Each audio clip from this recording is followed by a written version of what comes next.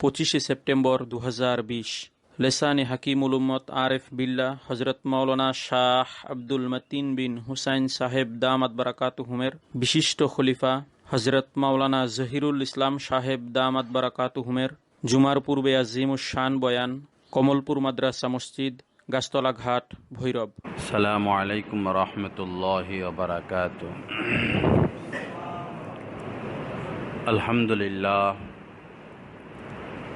আলহামদুলিল্লাহি ওয়া কাফা ওয়া সালামুন আলা ইবাদিহিল্লাযীনা ইসতাফা, আম্মা বা'দ। قال النبي صلى الله تعالى عليه وسلم: يا معشر الشباب من استطاع منكم الباءة فليتزوج فإنه أغض للبصر وأحسن للفرج ومن لم يستطع فعليه بالصوم فإنه له وجاء أو كما قال النبي صلى الله تعالى عليه وسلم. اللهم صل على سيدنا ومولانا محمد وعلى آل سيدنا ومولانا محمد وبارك وسلم. রাসূলুল্লাহ সাল্লাল্লাহু আলাইহি সাল্লাম বলেন, ইয়া মাশারাশ শাবাব, হে যুবক সম্প্রদায়, হে যুবক ছেলেরা, মানিস্তাতাআ মিনকুমুল বাআতা, তোমাদের মধ্যে যারা বিবাহ করার সমর্থ রাখে, ফালিয়াতাজাওয়াজ, তারা যেন বিবাহ করে নেয়। ফাইন্নাহু আগাদ্দু লিল বাসার ওয়া আহসানু লিল ফারজি, কেননা বিবাহ করলে বিবাহের দ্বারা চক্ষু অবনত থাকে, অর্থাৎ দৃষ্টি হেফাজত করা সহজ হয়। ওয়া আহসানু লিল ফারজ, এবং লজ্জাস্থান হেফাজত থাকে। ফাইল্লাম ইয়াস্তাতি, যে বিবাহের সমর্থ রাখে না, ফাআলাইহি বিসসাওম, সে যেন রোজা রাখে। ফাইন্নাহু লাহু বিজাউন, কেননা এই রোজার দ্বারা তার যে কাম প্রবৃত্তি সেটা কন্ট্রোলে থাকে, অর্থাৎ তার যে চাহিদা সে চাহিদা অনুকূলে থাকে, অনুকূলে হয়। তো রাসূলুল্লাহ সাল্লাল্লাহু আলাইহি সাল্লাম যে বলেছেন, মানিস্তাতাআ মিনকুমুল বাআতা, তোমাদের মধ্যে যে সমর্থ রাখে সে যেন বিবাহ করে। তো সমর্থের অনেকগুলো ব্যাখ্যা, অনেকগুলো কথা। প্রথম তো হলো ঘর সংসার পরিচালনা করার মতো সমর্থ থাকতে হবে। স্ত্রীর ভরণ পোষণ, স্ত্রীর খাদ্য খাবার, তার জন্য একটা ঘর, সংসার পরিচালনার মতো অবস্থা, এই হলো এক সমর্থ। আরেকটা হলো তার শারীরিক সমর্থ। যে ব্যক্তি অ্যাবনর্মাল, পাগল বা আধা পাগল, তার তো উচিত না বিবাহ করা, তার কাছে উচিত না কোনো মেয়েকে বিবাহ দেওয়া। বিশেষ করে যে যুবক শারীরিকভাবে অক্ষম, তারও বিয়ে করা হারাম এবং তার কাছেও বিবাহ দেওয়া হারাম। যে শারীরিকভাবে দুর্বল, শারীরিকভাবে অক্ষম। তো বর্তমান পরিস্থিতিতে যেহেতু পাপের ছয় লাভ, পাপের ছড়াছড়ি, এজন্য প্রত্যেক পাত্রীর অভিভাবকদের দায়িত্ব এই বিষয়টা সুনিশ্চিত হওয়া। যেভাবে আমরা সুনিশ্চিত হই ছেলের কর্ম কি, ছেলের বংশ কি, ছেলের দিনদারি কি, ঘর বাড়ি আছে কিনা, স্বভাব চরিত্র, আখলাক, সামাজিক অবস্থান যেভাবে আমরা লক্ষ্য করি, খোঁজখবর নেই, তার চেয়েও গুরুত্বপূর্ণ বিষয় সে সামর্থ্যবান যুবক কিনা, তার শারীরিক কোনো ত্রুটি রয়েছে কিনা, এটারও খোঁজখবর নেয়া। এটার খোঁজখবর বিভিন্নভাবে নেওয়া যায়। যেমন তাকে দেখলেও বোঝা যায়, দেখার দ্বারা চেহারা, চোখ, আমল, আখলাক, স্বাস্থ্য। দ্বিতীয় হলো যে তার একটা মেডিকেল রিপোর্ট নেওয়া, যেরকম বায়োডেটা নেওয়া হয়। বায়োডেটার মধ্যে নাম, পেশা, পড়ালেখা এগুলো স্থান পায়। ওই জায়গার মধ্যে একটা অপশন এটাও রাখা, তার মেডিকেল রিপোর্ট কি। এটা এই জামানার একটা চাহিদা। পাশাপাশি মেয়েদেরও মেডিকেল রিপোর্ট নেওয়া জরুরি, কারণ বর্তমানে মেয়েরাও ব্যাপকভাবে গোপনে প্রকাশ্যে পাপে লিপ্ত। ছেলেরা যেভাবে শারীরিকভাবে অক্ষম হয়ে যায় অধিক পাপ করার কারণে, মেয়েরাও স্বামী গ্রহণে অক্ষম হয়ে যায় অধিক পাপ করার কারণে। আর এটা আরো ব্যাপক হয়ে গেল এখন নেটের মাধ্যমে ক্লাস চালু করার দ্বারা। বলতে হবে এটা একটা দাজ্জালি ষড়যন্ত্র। আমরা এই সমাজে বসবাস করি, আমাদের ছেলে মেয়ে রয়েছে, নেটের দ্বারা ক্লাসের মাধ্যমে কতটুকু পড়ালেখা হয় আমাদের সকলেরই অভিজ্ঞতা আছে। এক মাদ্রাসা ওয়ালারা ঢাকার, তারা নেটের মাধ্যমে ক্লাস নেবে করোনা চলাকালীন। তা আমি এক ছাত্র সেখানে পাঠিয়েছি, ভর্তি করিয়েছি। তারা বারবার চাপ দিচ্ছে যে মোবাইল নিতে, টাচ মোবাইল, নেটে ক্লাস হবে। আমি বলেছি অসম্ভব, প্রয়োজনে পড়ালেখা বাদ দাও, এই গজব ঘরে ঢুকাইও না। তুমি ক্লাস করবা আধা ঘন্টা বা 1 ঘন্টা, বাকি সময় তো তোমার কাছে পাপের সমুদ্র, তুমি তো হাবুডুবু খাবা। এই পড়ালেখার প্রয়োজন নাই, আর এই নেটেরও প্রয়োজন নাই। ধৈর্য ধরো, পরিবেশ ভালো হলে গিয়ে পড়ালেখা করো। আল্লাহ পাক আমাদেরকে অনুধাবন করার তৌফিক দান করেন। তো ফাইন লাম ইয়াস্তাতি ফাআলাইহি, ফাইন লাম ইয়াস্তাতি ফাআলাইহি বিসসাওম। যার টাকা পয়সা নাই, মোহর দিতে পারবে না, স্ত্রীকে এনে রাখতে পারবে না, তার ভরণ পোষণে অক্ষম, এরকম যদি হয়, অথবা পারিবারিকভাবে পিতা মাতা বিবাহ করাচ্ছে না, তাহলে রাস্তা আল্লাহ রাসূল বাতলিয়ে দিয়েছেন, তুমি রোজা রাখো।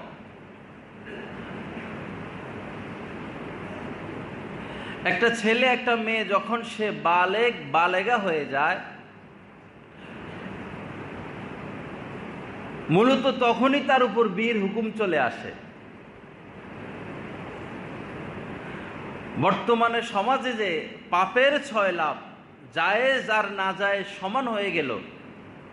জিনা হারাম, ছেলে মেয়ে পর্দাহীন, কথাবার্তা বলা হারাম, হ্যান্ডশেক হারাম, গল্প স্বল্প হারাম, দেখা সাক্ষাৎ অবৈধ প্রেম ভালোবাসা হারাম, এটা এখন স্বাভাবিক রূপ ধারণ করলো, স্বাভাবিক রূপ। মেয়েদেরও বয়ফ্রেন্ডের অভাব নাই, আর ছেলেদেরও গার্লফ্রেন্ডের অভাব নাই। আর মা বাবা এটা স্বাভাবিক মনে করতেছে, কথাই তো বলে ক্লাসমেট, পড়াশোনার আলোচনা। বাহ্যিক রূপ হচ্ছে ক্লাসমেট, পড়াশোনা নিয়ে গল্প আলোচনা, অভ্যন্তরীণ হচ্ছে লক্ষ্য পাপ। যদি আমরা অভিভাবকরা সময় মতো তাদেরকে বিয়ের ব্যবস্থা করে দিতাম, তাহলে ব্যাপকভাবে সমাজে পাপের ছয়লাভ হতো না, আমাদের ছেলে মেয়েদের চারিত্রিক অবস্থার এতটা অবনতি হতো না। এটার জন্য সর্বপ্রথম দায়ী পিতামাতা। এই উম্মত কল্যাণের উপর থাকবে, এই উম্মত থেকে কল্যাণকে ছিনিয়ে নেওয়া হবে না। এক হাদিস শরীফের মধ্যে এসেছে, এই উম্মত খায়েরের মধ্যে ডুবন্ত থাকবে যতদিন তারা 3 কাজ দ্রুত করবে। 3টা কাজ, যেমন কেউ মারা গেল, দ্রুত তার জানাজা কাফন দাফনের ব্যবস্থা করা, ইফতারের সময় হলে ইফতার করে নেওয়া, আর কোনো মেয়ের বিয়ের বয়স হলে তাকে দ্রুত বিয়ের ব্যবস্থা করা। আমরা যারা অভিভাবক, আমাদের ভাবা উচিত, আমিও যৌবনে এক সময় ছিলাম, ওই সময় আমার কষ্টটা কি পরিমাণ হতো। আমার সন্তানের তো এখন 1000 গুণ বেশি হচ্ছে, কারণ পরিস্থিতি খারাপ। ওই সময়ে পাপ করলে পাপের সুযোগ ছিল না। আরো 15-20 বছর আগে কেউ পাপ করতে চাইলেও হয়তো পাপের সুযোগ ছিল না, আর এখন পাপ তো হাতের মুঠায়। এখন তারা কিভাবে নিজেকে রক্ষা করবে?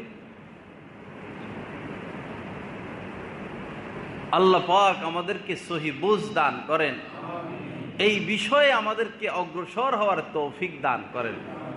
আরেকটা ভুল বিষয় হলো যে ছেলে নিজের পায়ের উপর দাঁড়াক। একটা ছেলে তো নিজের পায়ের উপর দাঁড়াতে দাঁড়াতে স্বাবলম্বী হতে হতে বয়স 35-40-এর উপরে লাগবে।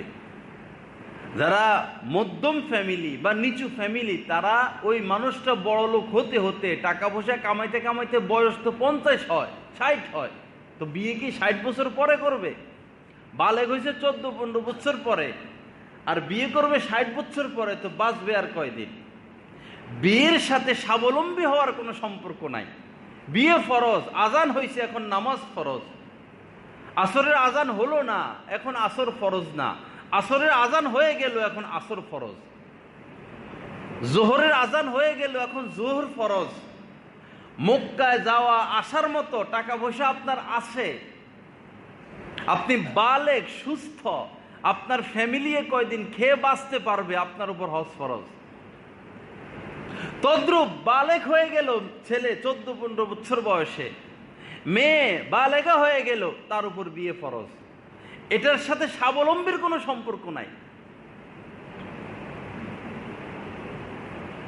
সে তো না খেয়ে মারা যাচ্ছে না, বরং বিয়ের দ্বারা কল্যাণ আসে। আল্লাহ পাক অঙ্গীকার করেছেন যে নিজের চরিত্র হেফাজত করার জন্য বিয়ে করতে চায়, তাকে সাহায্য করা আমার উপর দায়িত্ব। আল্লাহ তাকে সাহায্য করবেন। আল্লাহ আমাদেরকে খুব তৌফিক দান করেন। তো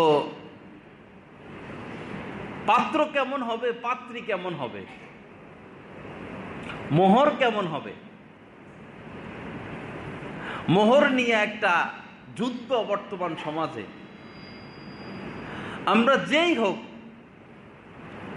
আলেম শ্রেণী হোক, দিনদার শ্রেণী হোক বা দুনিয়াদার হোক, যারাই রাসূলের বাতলানো পদ্ধতি সুন্নত থেকে দূরে সরে যাবে, তারাই বিপদে পড়ে যাবে।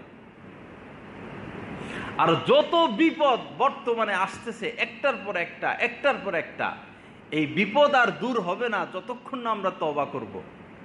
আমাদের বেঁচে থাকাটা আস্তে আস্তে এতটা কষ্টকর হবে, এতটা কষ্টকর হয়ে যাবে যে আমরা এখন ভাবতেও পারতেছি না 10 বছর পর বেঁচে থাকতে হলে আমাদেরকে কি কি করতে হবে।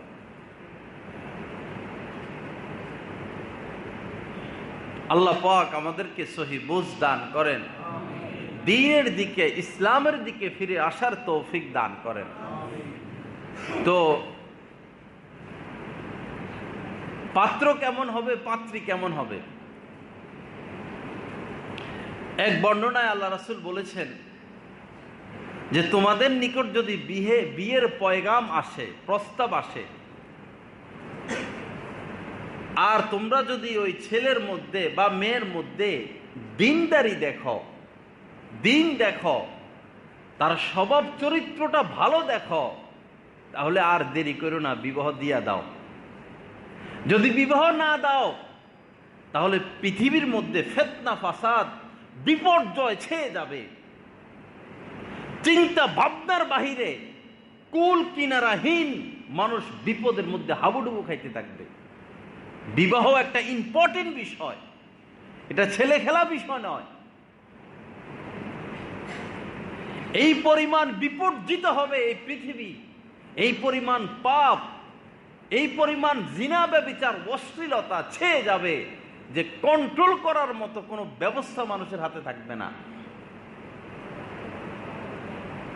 আল্লাহ পাক আমাদেরকে সহি বুঝ দান করেন, রাসূলের কথাগুলো মেনে নেওয়ার তৌফিক দান করেন।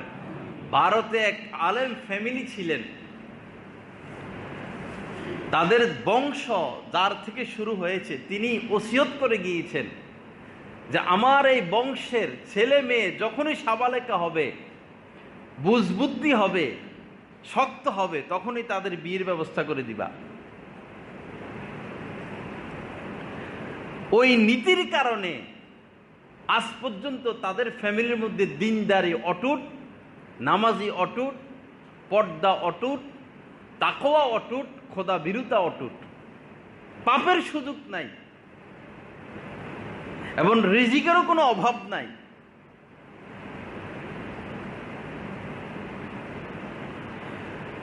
সমাজের বাস্তব চিত্র হলো একটা মেয়ের বয়স যখন, একটা ভালো মেয়ের বয়স যখন 14 হয়, 15 হয়, তখনই বিয়ের প্রস্তাব আসা শুরু হয়। আর যেগুলো ফাঙ্কু, উট পাখির মতো উড়ে, গায়ে কাপড় রাখে না, এগুলার প্রস্তাবও আসে কম। কারণ দেখে তো সমাজের মানুষের চারিত্রিক অবস্থা। যে মেয়ে রাস্তায় বের হয়ে গায়ের থেকে ওড়না সরিয়ে ফেলে, তার এই বাহ্যিক আচরণের দ্বারা তো বোঝা যায় তার অভ্যন্তরীণটা কত খারাপ। যেই ছেলে শর্ট প্যান্ট পরে রাস্তাঘাটে ঘোরাফেরা করে, হাফ প্যান্ট পরে, ল্যাংটা, তার চেয়ে দুশ্চরিত্র ছেলে সমাজে আর কি হতে পারে? যে কুকুর তো উলঙ্গ থাকে, জন্তু জানোয়ার তার সতর ডাকতে পারে না, একটা যুবক সে সমর্থবান সতর ডেকে রাখা, এই অবস্থায় যে শর্ট প্যান্ট পরে তার সাথে চরিত্রের কোনো সম্পর্ক থাকতে পারে না। সে অমানুষ, সে নিকৃষ্ট, তার পিতা মাতাও নিকৃষ্ট। কেন সে এরকম সন্তানকে গড় জায়গা দিবে? যে ল্যাংটা হয়ে রাস্তাঘাটে চলাফেরা করে তার মা বাবাও অমানুষ। এটার জন্য তার মা বাবাও দায়ী, সমাজও দায়ী, সমাজটাও দায়ী। আমরা কয়দিন তাকে নিষেধ করলাম? সে যেভাবে উলঙ্গ হয়ে চলাফেরা করে আমরা কয়দিন নিষেধ করলাম, কয়দিন তাকে বুঝালাম? কেন তার সাথে আত্মীয়তা করা, কেন তার সাথে বন্ধুত্বতা করা, কেন তাকে ব্যবসার পার্টনার বানানো? কোন দোকানদারের উচিত না তার কাছে কোনো কিছু বিক্রি করা, কোন বন্ধু বান্ধবের উচিত না তার সাথে বন্ধুত্বতা করা, কোন মানুষের উচিত না তার দিকে ফিরে তাকানো। তার দিকে তাকাইলেই তো কবিরা গুনাহ হবে। তার মায়ের শত শত কবিরা গুনাহ হচ্ছে, তার বাবার শত শত কবিরা গুনাহ হচ্ছে, তার বন্ধু বান্ধবরা বিনা কারণে অযথায় যতক্ষণ তার সাথে কথাবার্তা বলবে ততক্ষণ কবিরা গুনাহ হইতে থাকবে। কারণ সে ল্যাংটা, উলঙ্গ, সে নির্লজ্জ, সে বেহায়া, সে নিকৃষ্ট, সে পশু, সে জন্তু জানোয়ারের চাইতেও খারাপ। বালহুম আদল, আল্লাহ পাক বলেছেন বরং তারা জন্তু জানোয়ারের চাইতেও নিকৃষ্ট। আল্লাহ পাক আমাদেরকে হেফাজত করেন, আমাদের ছেলেদেরকে, আমাদের মেয়েদেরকে দ্বীনদারির সাথে লালন পালন করার তৌফিক দান করেন। তো যেটা বলতে চেয়েছিলাম, একটা মেয়ের বয়স যখন 14 হয়, 15 হয়, ওই সময় থেকে বিয়ের প্রস্তাব আসা শুরু হয়।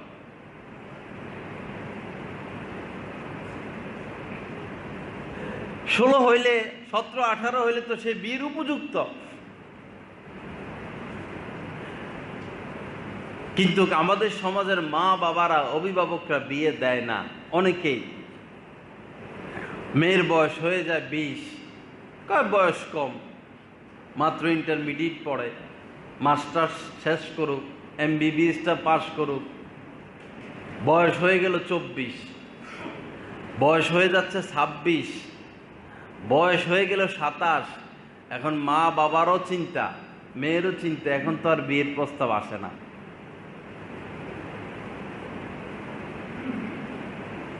বাজারে ফল যেটা বেশি পেকে যায় তার কাস্টমার আছে।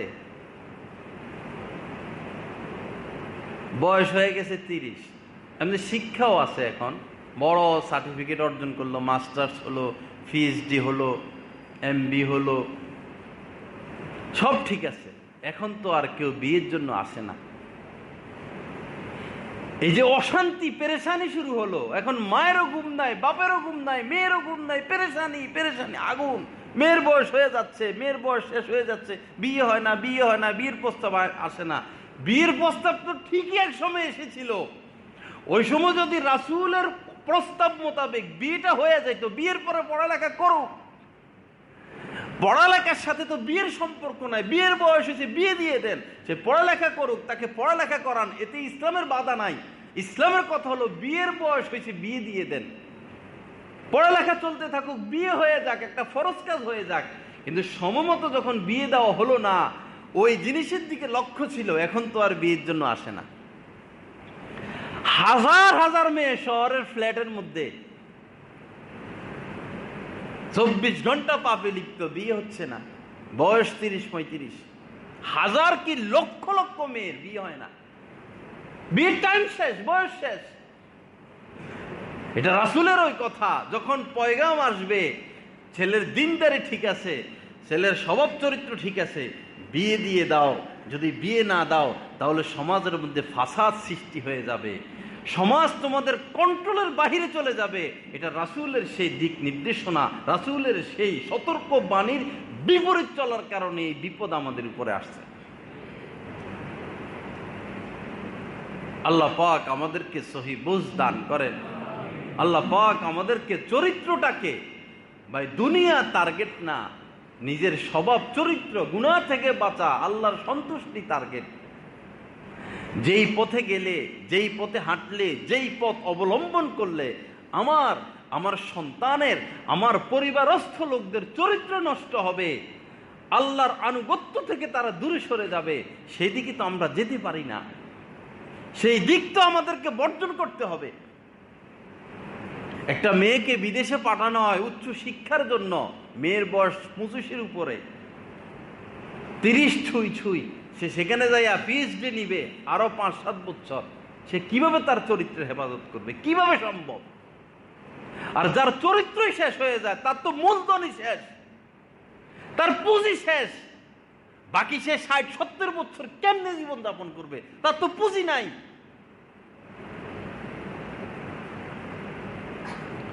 গাড়ি যেমন তেল ছাড়া চলতে পারে না, চাক্কা যেমন হাওয়া ছাড়া চলতে পারে না, মানুষের জীবনটা চলতে হলে তার মূলধন হচ্ছে চরিত্র, স্বভাব। যার চরিত্র নাই তার মূলধন নাই, যার চরিত্র নাই তার গাড়িতে তেল নাই, এই গাড়ি আর চলবে না, এই গাড়ি অ্যাক্সিডেন্ট করবে, নিজে শেষ হবে, 10 জনকে শেষ করবে। এই ভুল না করি, এই বিপদে না পড়ি। আমাদের বিপদ আমরা ডেকে আনতেছি, করোনা ভাইরাস আমরা ডেকে এনেছি, এইডস আমরা ডেকে এনেছি, যত মহামারী, যত বিপদ আমরা ডেকে আনতেছি, এবং আরো আনবো, আসতে থাকবে যদি না আমরা তওবা করি। শুধু সম্পদের পাহাড় বানাইলেই যে আমি সুখে শান্তিতে জীবন কাটিয়ে দিব, এটা ভুল ধারণা। করোনাকালীন কোটি টাকা দিয়েও তো একটা ICU কেবিন পাওয়া যায় নাই, একটা কেবিন কোটি টাকা দিয়েও একটা কেবিন দেন, একটা সিট দেন, একটা আইসিইউ দেন। 1000 কোটি টাকার মালিক, তাকে একটা আইসিইউ দেন, অক্সিজেন দেন। সম্ভব না, নাই। তো ওই পরিস্থিতি তো আমাদেরকে জানিয়ে দিল যে টাকার দ্বারা সব সম্ভব না। এক গায়িকা মারা গেল মনে হয় 4-5 দিন আগে, কি যেন লাশ ফালাইয়া রাখছে মর্গে, করুণায় মারা গেল। কোনো আত্মীয় স্বজন আসে না লাশ নিতে, কেউ আসে না। তো গান গাইয়া গাইয়া যে লক্ষ লক্ষ টাকা কামাইলো, নিজের সন্তানের দিকে তাকাইয়া কি হইল, লাশটা পর্যন্ত বরণ করে না। আর লাশ গোসল করানো এটা আপনজনের দায়িত্ব। আপনি মারা গেছেন, আপনার লাশ আপনার ছেলেরা ধুইবে। আপনি নারী, আপনি মারা গেছেন, আপনার লাশ আপনার মেয়ে ধুইবে।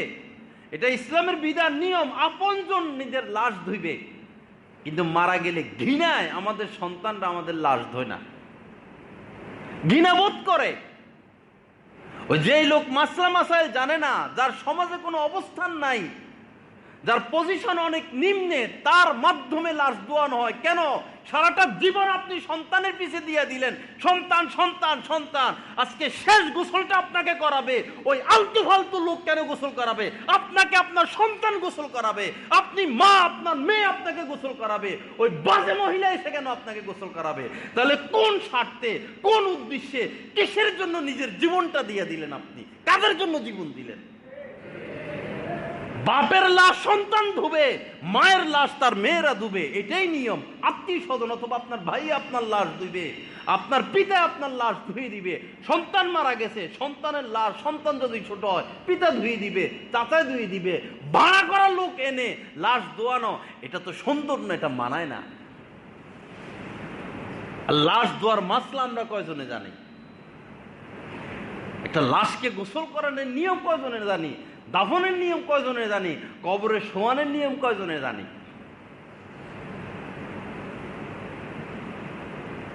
আল্লাহ আমাদেরকে হেফাজত করেন, আল্লাহ হেফাজত করেন। আলতোভাবে মৃত ব্যক্তির হাতের মধ্যে তুলা নিয়া, ভিজা তুলা, দাঁতগুলো পরিষ্কার করতে হয়, ঠোঁটটা পরিষ্কার করতে হয়, নাকের ভিতরটা পরিষ্কার করতে হয় ভিজা একটা দিয়ে। এটা কি বাইরের লোক করবে? মাটিয়া লোকে করবে? এটা তো আপনার সন্তান আপনাকে ভালোবেসে করবে, আপনার ভাই ভালোবেসে করবে। এটা তো বানাটিয়া লোকের দ্বারা সম্ভব না। ভালোবাসার সাথে লাশ ধুইতে হয়, ভালোবাসার সাথে। যাদের দ্বারা আমরা লাশ ধোয়াই, এরা আসলে ধোয় কিনা আমরা তো পদ্মার ভিতরে যাই দেখি না, নাকি শুধু পানি একটা মাইরা দেয়, নাকি শুধু পানি মাইরা দেয়, আমরা তো জানি না। শরীরের সব জায়গা মুছতে হবে। বিজান একটা হাতের মধ্যে, বিজান একটা হাতে কোনো মোজা পরে সব জায়গা মুছতে হবে, ঘষে ঘষে ময়লা উঠাইতে হবে। শুধু টার্গেট একটা সম্পদ, এই এক গজবে পাইছে আমাদেরকে, শুধু সম্পদ, শুধু টাকা। একটাকে টার্গেট বানানোর কারণে আজ আমরা ধ্বংসের দ্বার প্রান্তে। আল্লাহ পাক আমাদেরকে হেফাজত করেন, আল্লাহ পাক আমাদেরকে সহি বুঝ দান করেন, আল্লাহ পাক আমাদেরকে মন নরম করার, মন নরম হওয়ার তৌফিক দান করেন। তো কাকে বিবাহ করতে হবে, কার কাছে বিবাহ দিতে হবে, পাত্র পাত্রী নির্বাচন, এটা সবচেয়ে বড় নির্বাচন। পাত্র পাত্রী নির্বাচন সবচেয়ে বড় নির্বাচন, আমার জিন্দিগির সবচেয়ে বড় নির্বাচন, আমার জিন্দিগির সবচেয়ে গুরুত্বপূর্ণ সিদ্ধান্ত। যিনি আমার সহধর্মিণী হবেন সে কেমন হবে? এই ক্ষেত্রে আমরা ভুল করি। মেয়ের ক্ষেত্রে আমাদের সিদ্ধান্ত মেয়ে সুন্দরী হতে হবে, আর ছেলের ক্ষেত্রে আমাদের সিদ্ধান্ত সে ধনী হতে হবে। দোনোটাই ভুল সিদ্ধান্ত।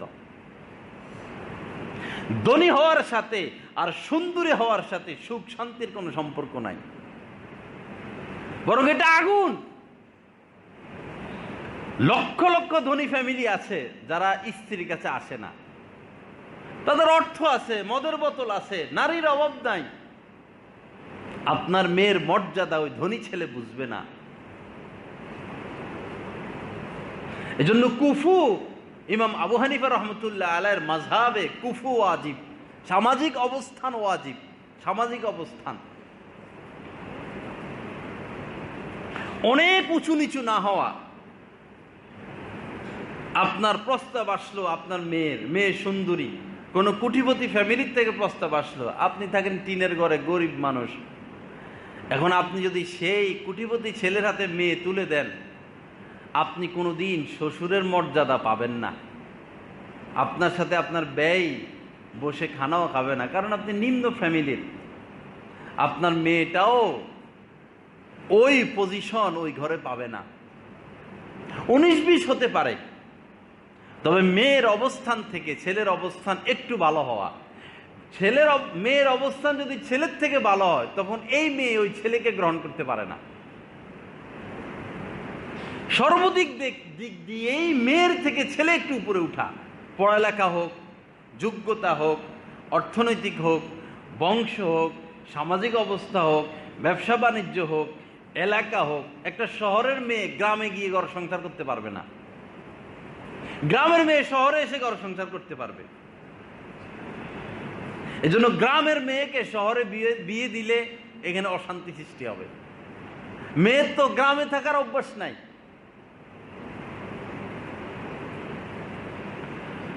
তো পাত্রপাত্রী নির্বাচন, এটা হচ্ছে সবচেয়ে বড় নির্বাচন। হাদিস শরীফের মধ্যে আল্লাহ রাসূল বলেছেন, একজন মুমিন বান্দা তাকওয়া অবলম্বনের পর, তাকওয়া অর্জনের পর নেক স্ত্রীর চেয়ে শ্রেষ্ঠ কোনো সম্পদ আর সে পাইতে পারে না। অর্থাৎ একজন মুমিন মুসলমানের সবচেয়ে বড় সম্পদ হচ্ছে তাকওয়া, এর পরে সবচেয়ে বড় সম্পদ হচ্ছে নেক স্ত্রী। নেক স্ত্রী, কারণ এই আপনার জান্নাত, এই আপনার নার। হাদিস শরীফের মধ্যে আল্লাহ রাসূল বলেছেন, আদ-দুনিয়া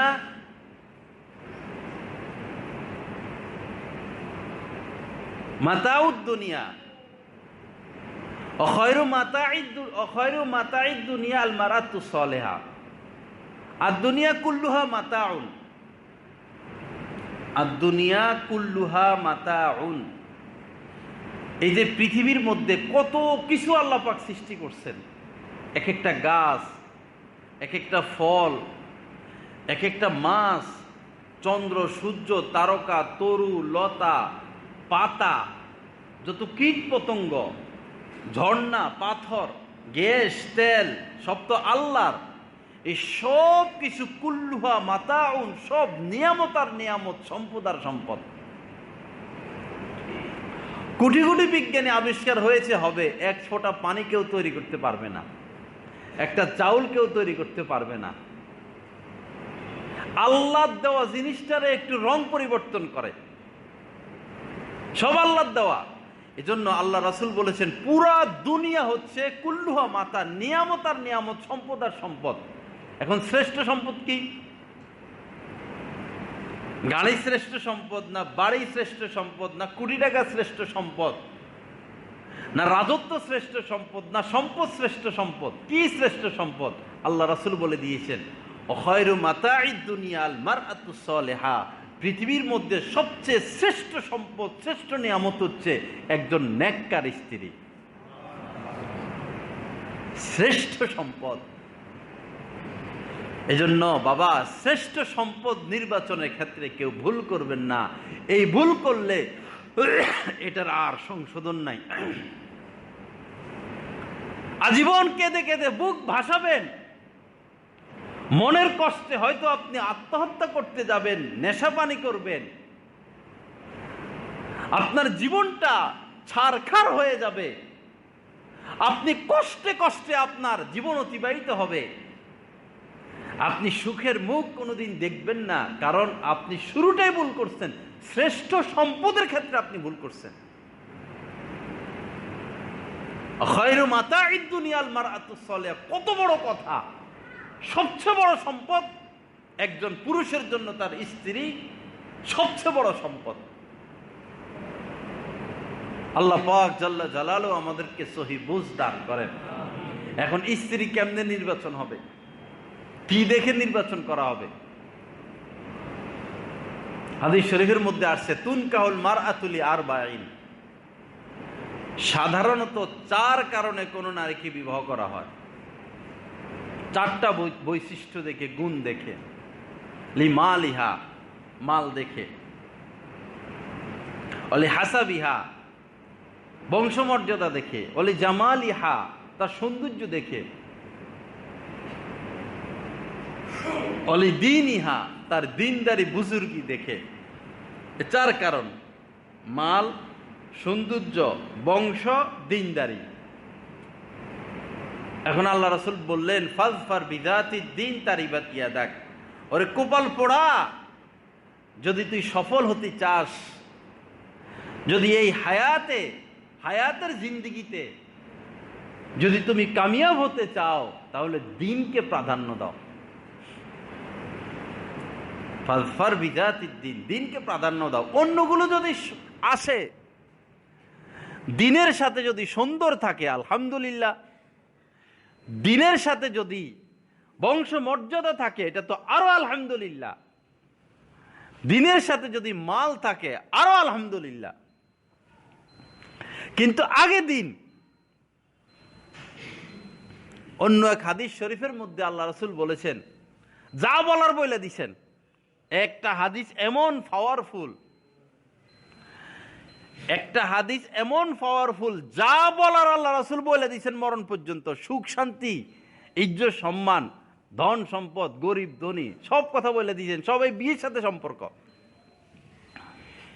আল্লাহ রাসূল বলেন, জানাটা ছাড়ার কেউ নাই, কে পারে?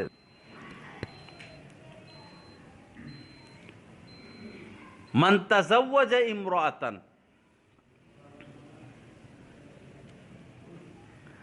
মান তাযাওয়াজা ইমরাআতান লিইজ্জিহা লাম ইয়াজিদহুল্লাহু ইল্লা যুল্লান। যে কোনো মেয়েকে তার ইজ্জত সম্মানের খাতিরে বিবাহ করে, ইজ্জত সম্মান, মেয়ের ইজ্জত বেশি। মনে করেন মেয়ে থানার ডিসি, ওসি, তার অনেক সম্মান। মনে করেন বৈরবের সবচেয়ে পাওয়ারফুল বংশ যেটা, বা পাওয়ারফুল বাড়ি যেটা, আপনি সেই বাড়িতে বিয়ে করলেন, আপনি তাদের আশপাশেও নাই, আপনি অনেক নিচে সামাজিকভাবে, সামাজিক অবস্থানের দিক থেকে অনেক নিচে। কেবলমাত্র তার ইজ্জত বেইসা মানে তাদের ইজ্জতের উপর ভর করে যেন আপনিও ইজ্জতওয়ালা হতে পারেন। আপনার পাওয়ার নাই। এখন বড় বাড়িতে, বড় বংশে কোনো ডিসিকে যদি আপনি বিবাহ করেন, আপনার মধ্যে একটা পাওয়ার আসবে।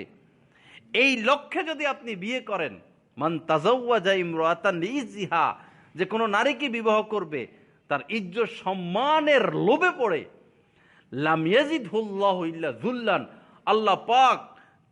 আল্লাহ পাক তাকে সমাজের মধ্যে দিন দিন অপদস্থ করবেন, লাঞ্ছিত করতে থাকবেন। সে অপদস্থ হতে থাকবে, সে দামহীন, মূল্যহীন হতে থাকবে। এটা আমার কথা না, রাসূলের কথা। ওমান তাযাওয়াজাহা লিমালিহা, যে কোনো নারীকে বিবাহ করবে মাল দেখে, সম্পদ দেখে। যে আমি তো গরিব মানুষ, কোনোদিন বিল্ডিংয়ে ঘুমাইতে পারবো না, আমি তো গরিব মানুষ, আমার রুমে আমি এসি লাগাতে পারবো না, গাড়ির মালিক হতে পারবো না। ওই যে বড় লোকের মেয়ে, ওই যে আমেরিকার ইস্টাবলিশ, ইতালির ইস্টাবলিশ, ওইটা নিয়েও ব্যবসা। প্রতিদিনই পত্রিকার মধ্যে হাজার হাজার অনেকগুলো বিজ্ঞাপন থাকে, ইস্টাবলিশ, পাত্রী চাই, ওগুলো সব বুড়ো হয়ে গেছে। ওই যে বয়স সময় বিয়ের প্রস্তাব আসছে, দেয় নাই, বেশিরভাগ বুড়ি, 35-40। লিমালিহা, যে মাল দেখে কাউকে বিবাহ করবে, লাম ইয়াজিদহুল্লাহু ইল্লা ফাকরান, আল্লাহ পাক দিন দিন তাকে ফকির বানায় ফেলবেন, সে ফকির হয়ে যাবে। ফকিরের অনেক অর্থ, ওইদিকে এখন আর যাব না, সময় নাই। মান তাযাওয়াজাহা লিহাসাবিহা, কেউ যদি কোনো মেয়েকে বিবাহ করে তার বংশের দিকে লক্ষ্য করে, অনেক উপরে, সে অনেক নিচে, উদ্দেশ্য ছিল এই বংশের সাথে সম্পৃক্ত হলে সামাজিক অবস্থান আমার আসবে। আল্লাহ রাসূল বলেন লাম ইয়াজিদহুল্লাহু ইল্লা দানাতান, আল্লাহ পাক তাকে হেয় করে দিবেন, অপদস্থ করে দিবেন, সে দিন দিন হেয় হবে, অপদস্থ হবে, লাঞ্ছিত হবে। এই তিন কথা বলেছেন। ইজ্জত দেখে বিবাহ করলে সে বেইজ্জতি হবে, মাল দেখে বিবাহ করলে সে ফকির হবে, উচ্চ বংশ দেখে বিবাহ করলে নিয়ত যদি খারাপ হয় তাহলে সে হেয় প্রতিপন্ন হবে। ওমান তাযাওয়াজা ইমরাতান লাম ইউরিদ বিহা ইল্লা আন গদ্দা বাসারাহু, কেউ যদি কোনো নারীকে বিবাহ করে কোনো উদ্দেশ্য নাই, লাম ইউরিদ বিহা, ওই নারী কেন্দ্রিক তার কোনো উদ্দেশ্য নাই, ইল্লা আন গদ্দা বাসারাহু, উদ্দেশ্য হলো বিয়ের দ্বারা আমি আমার নজরকে হেফাজত করতে পারবো। আও ইউহসিনা ফারজাহা, এই বিয়ে করার দ্বারা আমি আমার লজ্জাস্থানকে হেফাজত করতে পারবো। আও ইয়াসিলা রাহিমাহু, অথবা বিয়ের দ্বারা আত্মীয়তার সম্পর্ক অটুট হবে। কোনো আত্মীয় দূরে থাকে, যোগাযোগ নাই, খালতো বোন চাচতো বোন যেই হোক, বিয়ের দ্বারা নতুন করে আত্মীয়তা বাড়বে। আল্লাহ রাসূল বলেন বারাকাল্লাহু লাহু ফিহা, আল্লাহ পাক এই স্ত্রীর মধ্যে এই স্বামীর জন্য বরকত আর বরকতের সাগর বাসাইয়া দিবেন। এই স্ত্রীর মধ্যে স্বামীর জন্য বরকতের সমুদ্র, মহাসমুদ্র। বারাকাল্লাহু লাহা ফিহি, আর এই স্বামীর মধ্যে এই স্ত্রীর জন্য বরকতের সমুদ্র। আল্লাহ পাক আমাদেরকে নিয়তকে সহি করার তৌফিক দান করেন, সহি নিয়তে বিবাহ শাদী করার তৌফিক দান করেন। অনেক ভাই, অনেক পিতারা অপেক্ষায় থাকে, ঘর করছে, আপনারাও চিনেন জানেন, আমরাও চিনি জানি, এরকম আছে, ঘর করছে, কোনো ফার্নিচার কিনে না, কিনার মতো টাকা আছে, ফার্নিচার কিনে না। কেন ফার্নিচার কিনবো? কেন ওই যে ছেলেকে বিবাহ করাবো না, তো এত ফার্নিচার রাখবো কই, আমিও কিনে রাখবো, আবার ওইখান থেকেও আসবে। নিয়ত কত খারাপ, কত নিম্ন মানসিকতা তাদের। ছেলে দিয়ে ব্যবসা করবে, ছেলেকে বিবাহ করাইয়া ওদের মাথার মধ্যে বাঁশ দিয়ে বাড়ি দিয়া খা টাঙবে, ভালো নানবে আর ফ্রিজ আনবে। কত খারাপ নিকৃষ্ট মন মানসিকতা। মেয়ে দিয়ে দিল, কলিজাটাই কাইটে আপনারা দিয়ে দিল, আপনার নজর কত খারাপ, আপনি তার থেকে আবার সম্পদ কামনা করেন। যারা যৌতুক চায়, ওই যুবক হোক অথবা অভিভাবক হোক, তাদের মন মানসিকতার মতো নিকৃষ্ট মন মানসিকতা সমাজে দ্বিতীয় কোনো ব্যক্তির নাই। এরা শিয়াল কুকুরের চাইতেও নিকৃষ্ট, এরা অমানুষ, এটা হারামের চেয়ে হারাম। আপনাকে যদি কুকুরের গোস্ত, কুকুরের মাংস, শিয়ালের মাংস, ইঁদুর, বেড়াল, সাপ ভাজি করে দেয়, আপনি খাবেন, আপনি তো ঘৃণা করবেন, আপনার তো বমি আসবে। ওই যৌতুক তো এর থেকেও নিকৃষ্ট, ওই যৌতুক তো এর চাইতেও নিকৃষ্ট। তো কিভাবে আমরা যৌতুকের আশা করি, আর কিভাবে আমরা যৌতুক নিয়ে সুখে শান্তিতে থাকি? আল্লাহ পাক আমাদেরকে যৌতুক মুক্ত হওয়ার তৌফিক দান করেন।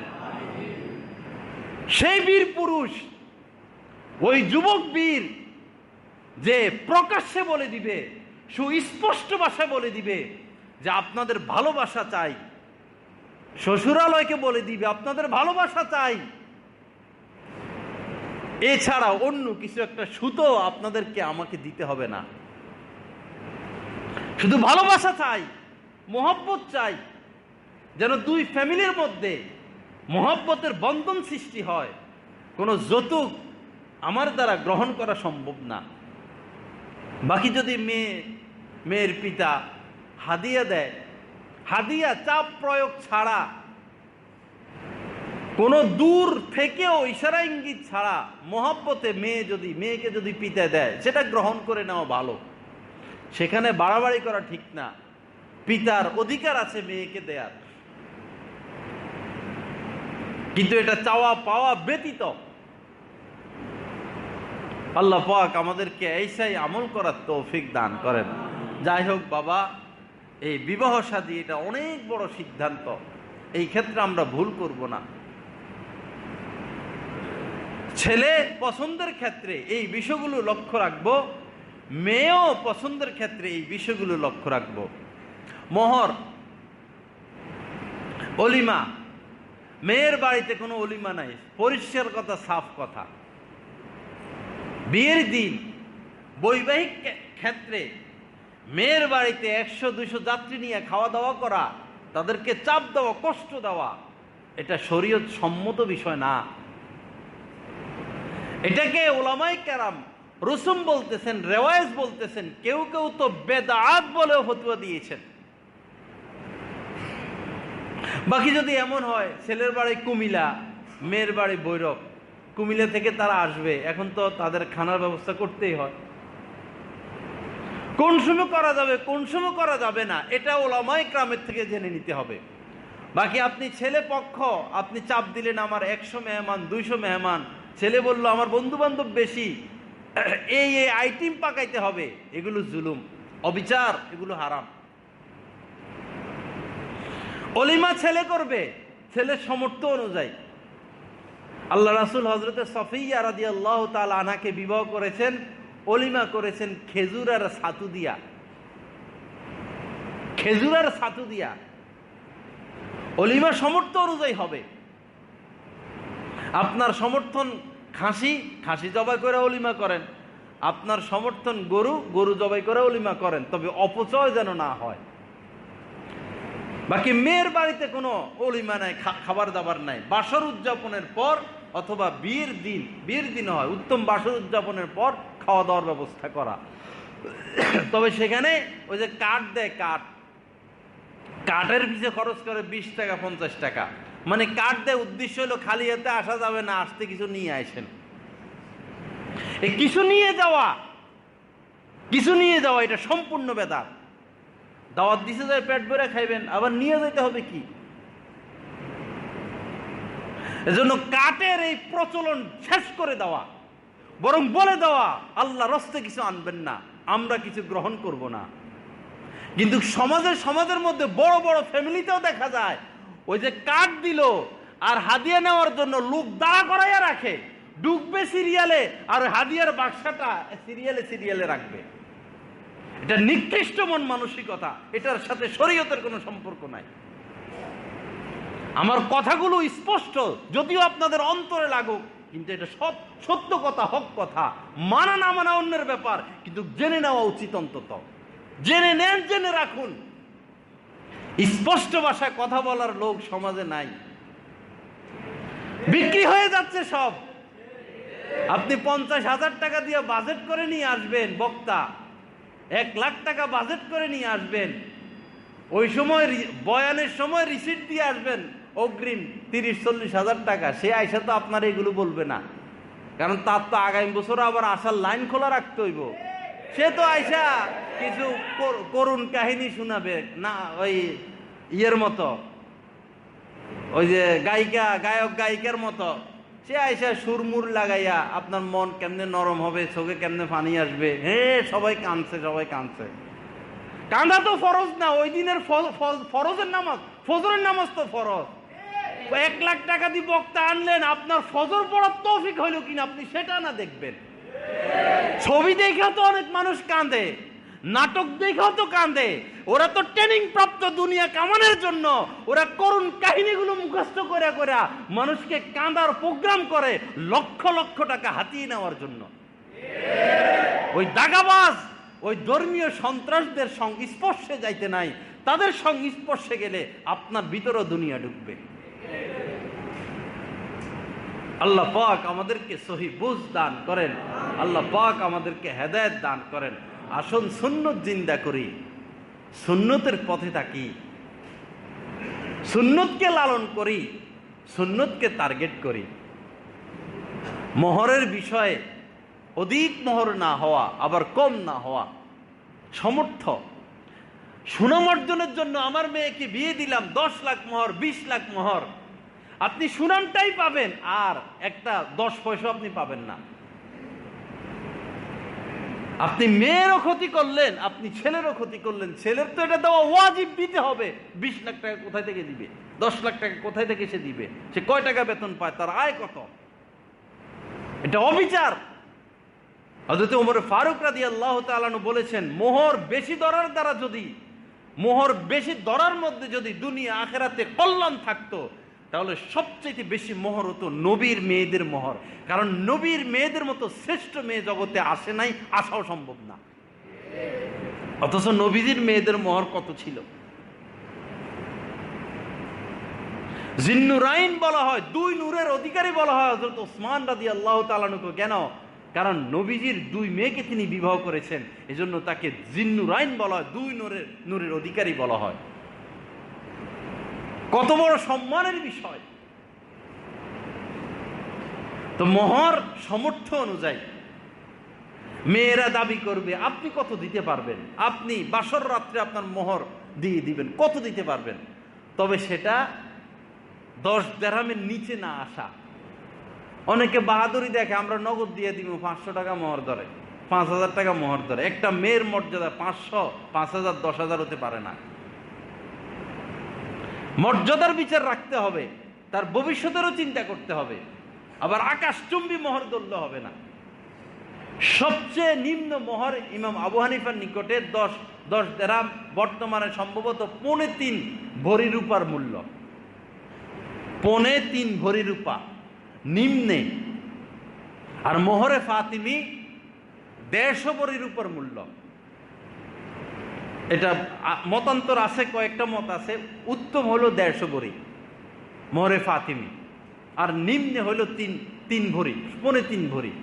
এখন আপনার অবস্থান যদি মোহরে ফাতিমি না হয়, আপনি একটু নিচে আসলেন, আর একটু নিচে আসলেন, আর একটু নিচে আসলেন, অবস্থা ভালো, একটু উপরে গেলেন, তার মানে 20 লাখ না।